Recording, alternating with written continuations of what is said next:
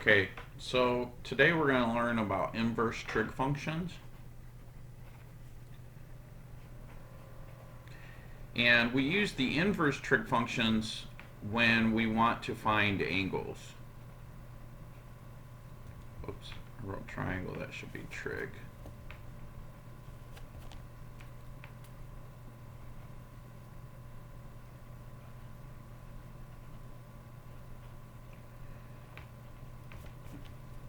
And so what we should keep in mind is this is to find angles. So a lot of times I'll get the questions from people, when do I use trig functions and when do I use the inverse trig functions? Well, the inverse trig functions I use to find the angles. In other words, you're given side lengths. Please write this down, this is important. Given side lengths and must use trig, inverse trig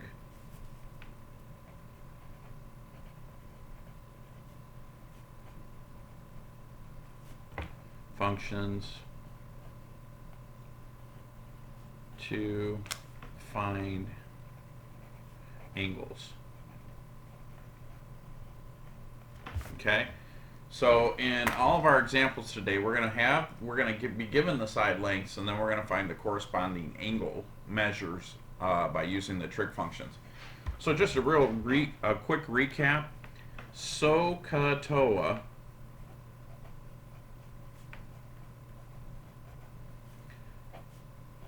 means that sine of capital A can equal the hypotenuse over the opposite over the hypotenuse. Cosine of capital A is equal to the adjacent over the hypotenuse, and then tangent of A is equal to the opposite over the adjacent. And so where the term SOHCAHTOA comes from is here I have so, that stands for sine, opposite, that's opposite, over the hypotenuse, and then for the next one we have ca, which is cosine, the adjacent, over the hypotenuse, and then tangent, which is equal to the opposite over the adjacent. So SOHCAHTOA is the mnemonic device that we use to remember what the trig functions are. Okay? And that's of a right triangle. So if I have a right triangle that looks like this, where this is A, B, and C, we're concerned with this angle here. This is always the hypotenuse because it's across from the 90-degree angle. The side opposite the angle that we're interested in is always opposite the angle. This is the angle that we're interested in. And this is the adjacent. Okay? Now, if I have the same, so let's get starting. That's a quick review. Let's do example number 1. Okay? So now for example number 1, we have a familiar triangle, one of the special right triangles, triangle ABC, where this measure is 1, this is 2, and this is the square root of 3. Now if that looks familiar, you should know that by now. That's what we call the 30-60 triangle. But what they want us to do is find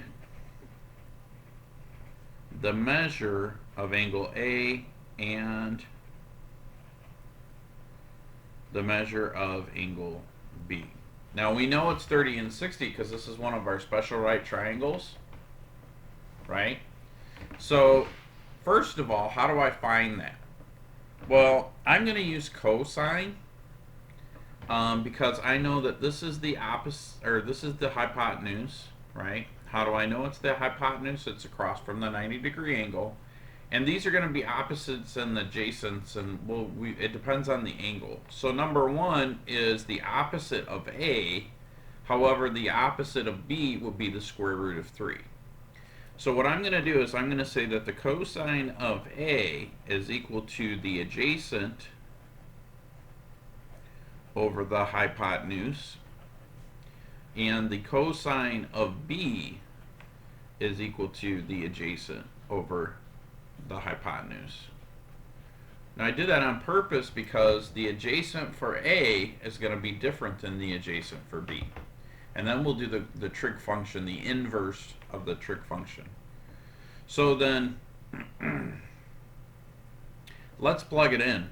So the cosine of A, now if this is A, if this is the angle that we're interested in, 1 is the opposite. Therefore, the square root of 3 would be the adjacent. So that would be the square root of 3 over the hypotenuse, which is 2. Now over here for the cosine of B, B is the angle we're interested in. So the opposite is the square root of 3, and the adjacent would be 1. Okay? So they have different cosine values. But I'm interested in A. So what I'm going to need to do is I'm going to need to take the inverse of cosine. So the inverse is written like this: cosine -1 of cosine of A. But now remember, when you take the inverse function of something, whatever I do on one side of the equal sign, I have to do on the other. Okay? Now, cosine is a function of A. The inverse of cosine is going to undo, it's going to cancel out the cosine part, and it's just going to leave me with A. Okay, it's just going to leave me with A. Now for this, you need a calculator to do. So make sure you're in degree mode, and I'll just set this right here.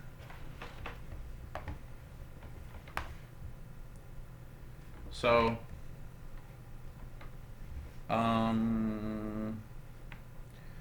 what I'm going to do is I'm going to hit second cosine, then I'm going to do the square root of 3 divided by 2. Okay? And then when I hit enter, it's going to say 30 degrees. So that means that the measure of angle A is 30 degrees. Now when you go, you're going to need a calculator to do this. As you can see, even these little cheapy calculators can do this. But you could even do this on, like,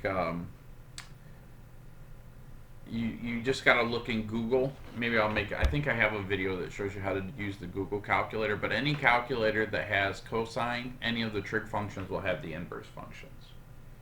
So now let's do this part B. So the cosine, let me draw a little line so we don't get confused. The cosine of B equaling 1/2, I can find the measure of B by doing the exact same thing that I just did. I'm going to say the inverse of cosine of B is equal to the cosine inverse, or arc cosine is sometimes how we pronounce that, of 1/2. Okay? So then this undoes the cosine part of the function, and we're just left with B. And then to find this value, I'm just going to take my handy dandy calculator again, and I'm going to hit second cosine. See how it gives me that little cosine with the superscript -1? And then I'm going to say 1 divided by 2, close her up, and I get 60 degrees. In other words, this right here is 30 degrees, and this right here is 60 degrees. And that's it.